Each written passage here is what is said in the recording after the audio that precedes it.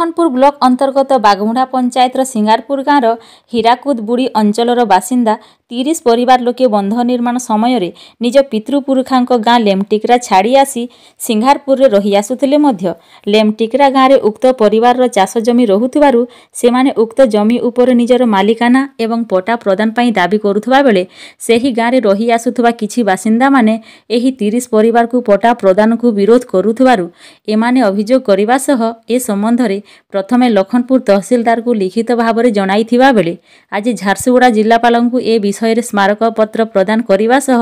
तांको ठारु न्याय पाइबा पई आशा करिसंती। बागमुंडा पंचायत सिंगारपुर गाँव लखनपुर ब्लॉक रो प्राय 30टा परिवार आज हीराकुद जेन विस्थापित छन समस्ते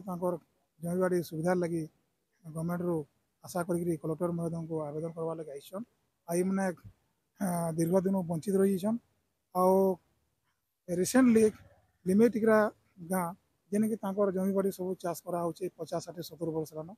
से ठाने जेन लैंड सेटलमेंट बर्तमान है लिमिटिकरा गाँव को मिलला ग्रामवासी को किंतु इमाने जेन 30टा परिवार रहीछन वंचित कर दिया गला आउ इमाने रोचन सिंगारपुर चाष जमीन रोचे लिमिटिकरा तो कौन सी कारणवशतः से सेटलमेंट रे ना करा नहीं जाए और से पटा है बेलके से आगुरी आवेदन करते आमटा करा जाऊ आर पाखे हीराकुद डैम रू विस्थापित हबार सब प्रकार रेफरेंस डॉक्यूमेंट अच्छे से एलिजिबल अच्छा आउ से दावेदार अच्छा जे लैंड सेटलमेंट लिमिटिकरा रे करा जाऊ किंतु मझे देखा जाऊे से लिमिटिकरा ग्रामवासी बोले से मैंने पटा पर्चा सब पाइले न से आसिक विरोध कर पटा पर्चा नहीं हो आम कहवा चाहूँ